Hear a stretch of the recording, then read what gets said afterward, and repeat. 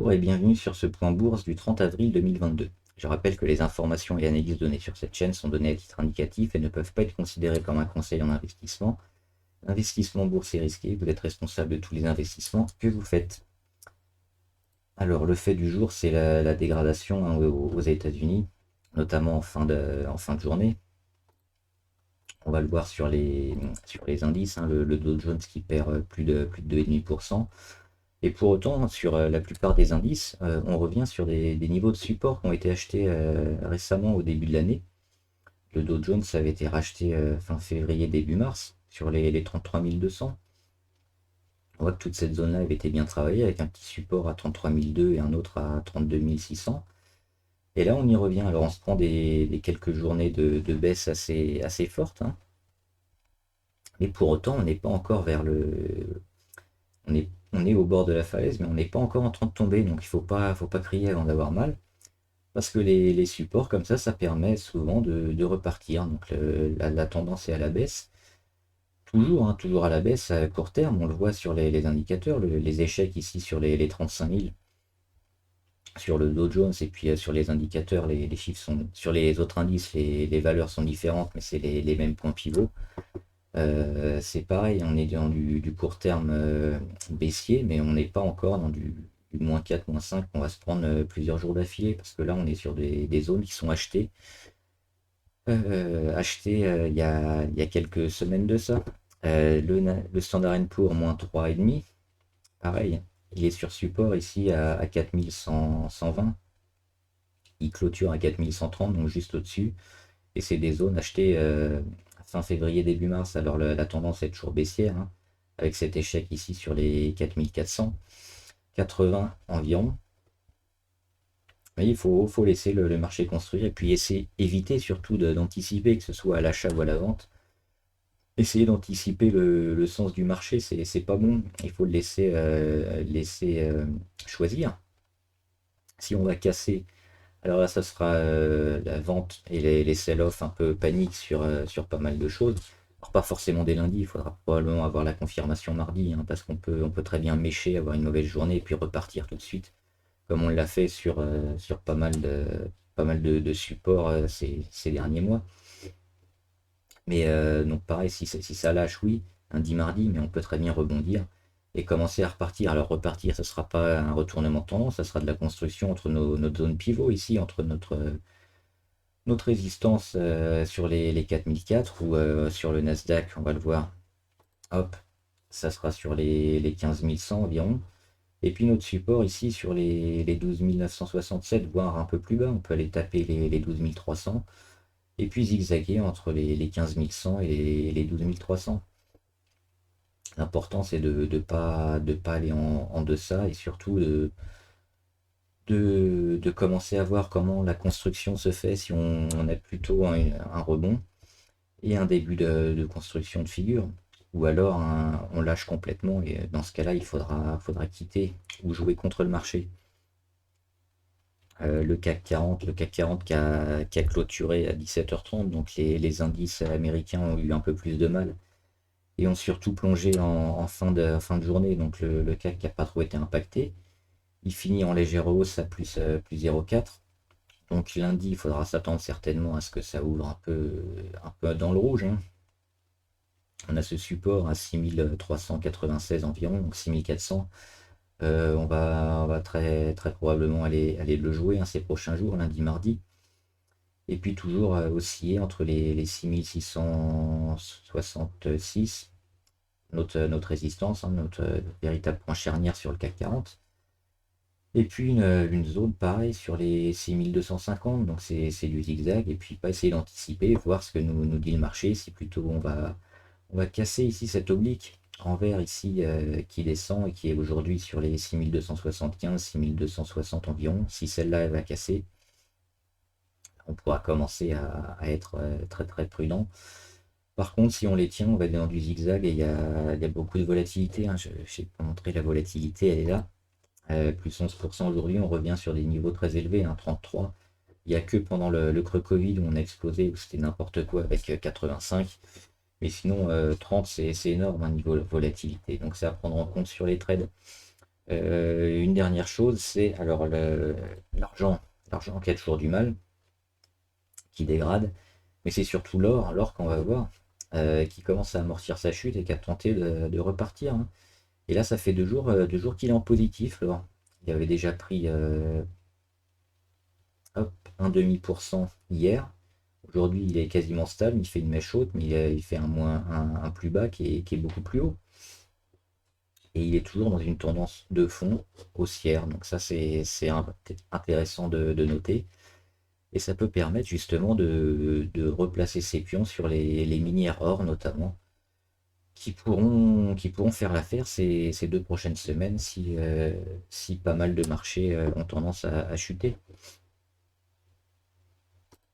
On va regarder quelques actions. Alors les actions, oui, on va regarder les baleines. Les baleines, tout est rouge, hein. Hop, hop, hop, Amazon, -14. Snowflake. Alors Snowflake, elle a un petit support qu'elle travaille ici sur les 170. Donc cette semaine, non, mais probablement dans une dizaine de jours, si on casse l'oblique et qu'on rattaque les 190, $200, ça pourrait être intéressant. Nvidia, pareil, hein, ça dégrade. Netflix, toutes les tech US sont à éviter en ce moment. La consigne, c'est toujours pareil, hein, c'est d'attendre un début de retournement, non, début de rebond pour commencer à placer ses billes dessus parce que ça a été tellement, tellement massacré qu'on a des niveaux de valorisation, même s'ils étaient un peu élevés il y a quelques mois, ils vont redevenir très intéressants, même avec le contexte d'inflation, des taux et du Covid. Donc ça peut être intéressant pour du long terme. On va regarder quelques actions. Alors, ah oui, Albioma, il y a eu donc l'offre d'OPA amicale sur Albioma, qui a été bien accueillie. Donc c'est dommage, on l'a surveillé, on attendait un petit débordement, ça a explosé. Et puis l'OPA, elle est sur des niveaux de 50 euros. Donc là, on est déjà arrivé sur la probable prime d'achat, à moins qu'on ait une nouvelle offre supérieure à 50 euros l'action, mais il y a peu de chance. Bah c'est raté, hein, pour Albioma, sauf si on était en position. Si on était en position et qu'on avait anticipé l'explosion, c'est gagné et puis on peut vendre.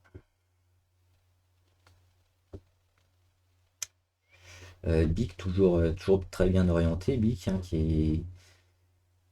qui part tous les jours en plus 5, plus 4, plus 2%. Donc il y a juste à tenir pour l'instant. Et le jour où elle va commencer à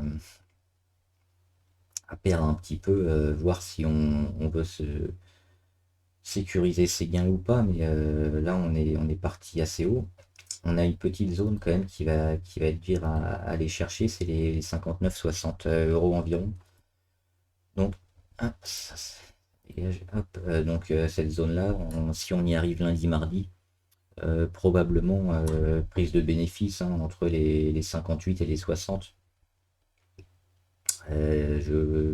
Ou alors tout casser, mais on part déjà de très loin, donc je ne pense pas que ça soit le scénario privilégié. Donc moi je pencherais plutôt pour vendre à court terme dans ces eaux-là. Après sur du long terme, les billes qui sont bien orientés, hein, on le voit en mensuel. On revient ici sur des zones. Voilà, c'est les 58-60, c'est les zones juste au-dessus de la moyenne à 200 qui vont peut-être faire obstacle juste pour reprendre son souffle. Mais on est plutôt bien, hein, sur du long terme sur BIC. Donc si on veut rester longtemps, ça s'entend. Si on est court terme, bah, on prend la plus-value qui a été faite en quelques séances seulement. Boiron à surveiller. Boiron intéressant, 42,50 à casser. Là, il y a l'oblique montante sur les plus bas. Donc d'ici la fin du mois de mai, hein, on aura probablement une tendance beaucoup plus forte sur Boiron pour savoir s'il faut se placer ou non.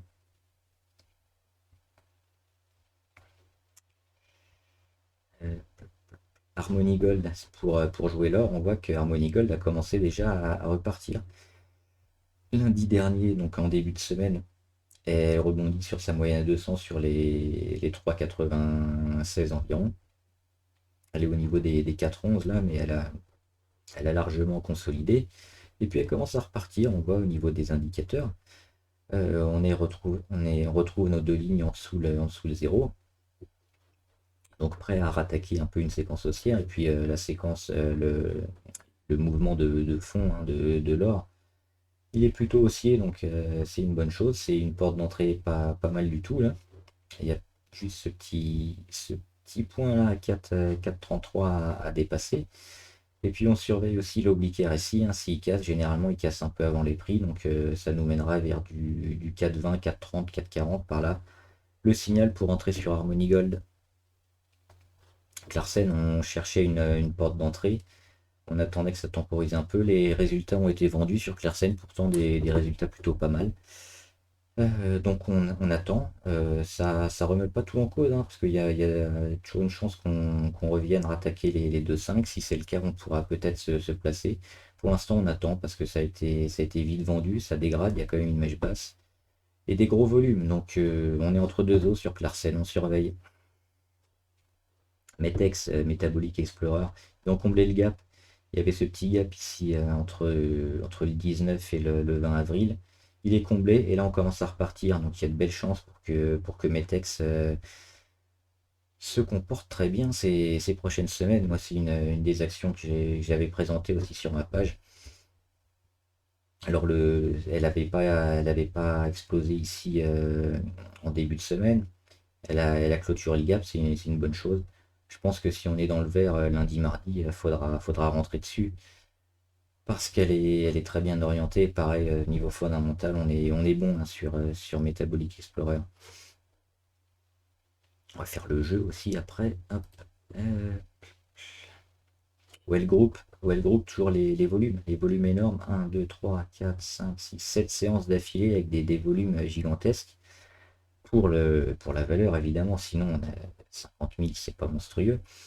Mais ça continue de monter, hein, c'est un changement d'investisseur, un peu de rotation dans le groupe et des désengagements qui sont plutôt bien accueillis par les investisseurs. Donc pas de signaux de vente pour l'instant, on tient.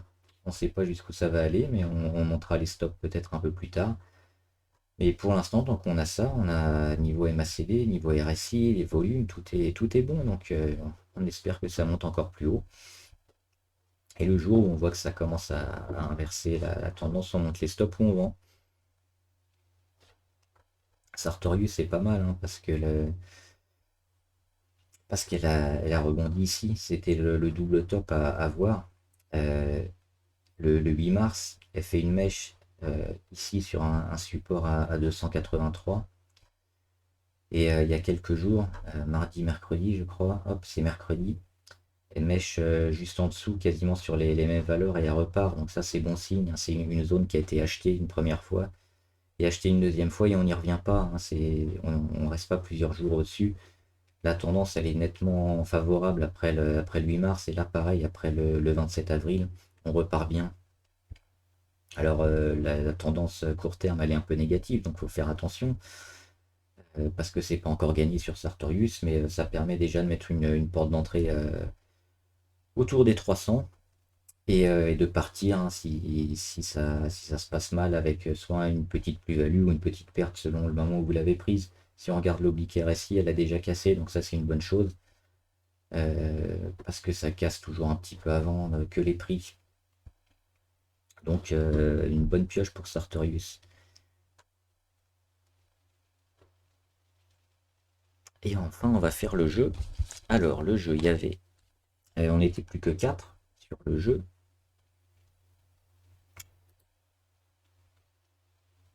Alors Aurélien, il avait choisi TF1.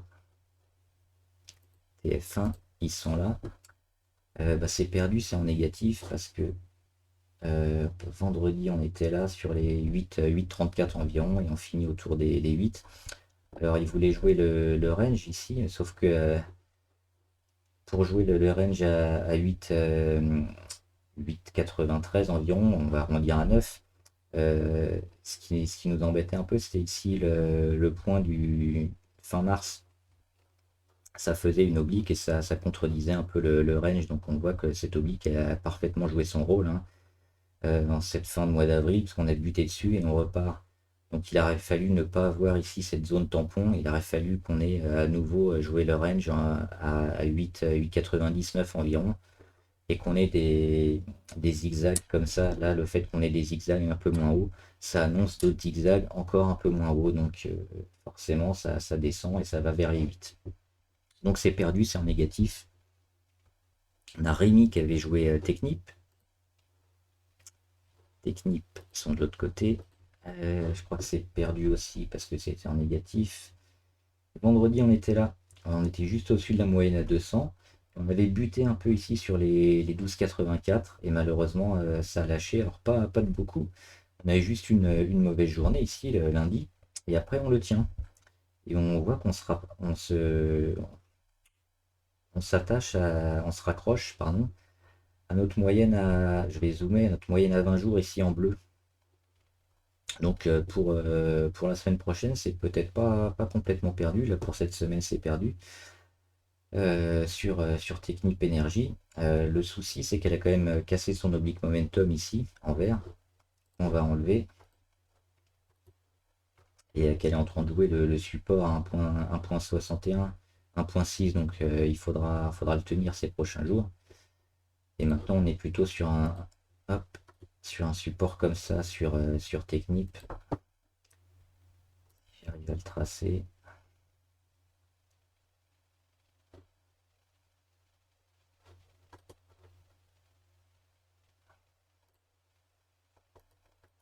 Voilà, on va plutôt avoir quelque chose comme ça. Donc faudra pas trop perdre parce que sinon on va baisser assez fortement sur Technip. Et vu qu'on a bien baissé en fin de séance aux US, j'ai un peu peur quand même que lundi, mardi, ce genre de config soit pas très bien accueilli par le marché. On verra. Moi j'avais joué Nacon et c'est perdu aussi parce que vendredi, hop, on était là sur les 5,91 et on finit autour des 5,70. Alors c'est pareil, hein, on rebondit sur la moyenne à 20 jours, donc moi je l'avais aussi en portefeuille, donc je la garde. Et je pense que ces prochaines semaines, on sera plutôt pas mal, puisqu'il y a cette mèche basse qui est intéressante, hein, ça a été racheté ici, entre les 5,45 et les 5,70, c'est une grosse zone qui a pas duré longtemps. Et on voit là, on va pas plus bas que les 5,70, donc c'est acheté. On a cassé déjà toutes les moyennes mobiles, on a cassé l'oblique sur les plus hauts. Donc on est en phase de retournement sur Nacon, toujours plutôt favorable, mais c'est perdu. Et donc il n'y aura pas de finale pour une troisième semaine, puisqu'il n'y a qu'un seul participant qui est en positif. C'est Michael avec Swatech. Swatech qui prend 5% aujourd'hui. Et vendredi, on était où? Vendredi dernier, on était là sur les 154 environ et on finit à 171. Donc bravo, c'est une victoire. Le deuxième jeu après Florence, je crois, c'est Michael qui gagne. Et là, on revient pile, hein, c'est intéressant de noter, Swatech qui s'arrête pile ici sur les 172, sur leur oblique entre leurs deux plus hauts précédents du début de l'année et de la fin de l'année dernière. Donc les résultats, hein, Michael il avait joué les résultats qui avaient été annoncés il y a un jour ou deux. Des résultats qui ont été très bien accueillis, donc Swatech qui repart. Il faudra casser ici et confirmer les 172. Et si c'est le cas la semaine prochaine, alors on a une petite résistance ici, hop, sur les 178. On pourra espérer aller jouer après un retournement, parce que la grosse zone des moyennes mobiles à 190 ici, elle est pas tellement loin. Mais on vient quand même d'un peu loin, donc il va peut-être y avoir prise de bénéfice et zigzag entre 178 et 153 à voir. Sinon, si on casse tout, il faudra le faire assez rapidement et en quelques séances seulement. Sinon, si on tergiverse, ça va construire et ça va construire plutôt vers le bas. Voilà, j'espère que la vidéo vous a aidé. Attention sur les marchés la semaine prochaine. Ça risque d'être encore un peu tendu. N'oubliez pas de vous abonner à la vidéo pour être au courant de toutes les vidéos qui sortent. à liker cette vidéo et à mettre en commentaire les valeurs que vous suivez, celles que vous voulez qu'on analyse. On le fera ensemble. Bon trade, salut!